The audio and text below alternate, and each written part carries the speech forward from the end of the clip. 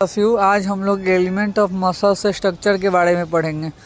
Skeleton muscles are compose a many thousand of muscles fiber and muscle tissue. यानी कि जो हमारा skeleton muscles होता है वो हज़ारों मसल्स फाइबर और मसल टिश्यू से मिलकर बना होता है, जिसमें कि दो टिश्यू आते हैं, कॉन्ट्रैक्टाइल टिश्यू और कनेक्टिव टिश्यू, जिसे नॉन कॉन्ट्रैक्टाइल टिश्यू बोलते हैं। अब हम लोग कंपोजिशन ऑफ मसल्स फाइबर पे आते हैं, यानी कि हमारा मसल्स फाइबर क्या क्या मिलके हमारा मसल्स फाइबर बनता है उसके बारे में पढ़ेंगे। तो हमारा कंपोजिशन ऑफ मसल्स फाइबर में 2 टाइप आते हैं प्रोटीन के, जिसमें पहला है contractile protein and second one है स्ट्रक्चरल प्रोटीन। अब हम लोग कॉन्ट्रैक्टाइल प्रोटीन के बारे में पढ़ेंगे, हम लोग डिस्कस करेंगे।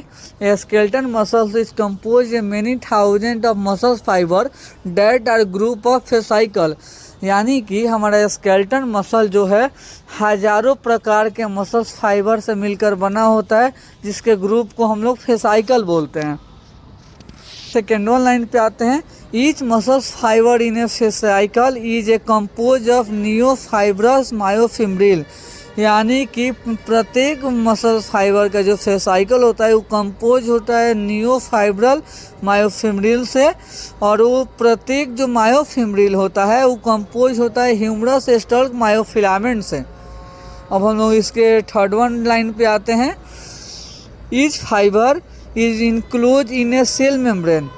प्रत्येक फाइबर जो होता है सेल मेम्ब्रेन के, यानी कि सेल मेम्ब्रेन कहने का मतलब है मसल्स का सेल मेम्ब्रेन के क्लोज होते हैं, जिसे हम लोग सार्कोलेमा बोलते हैं।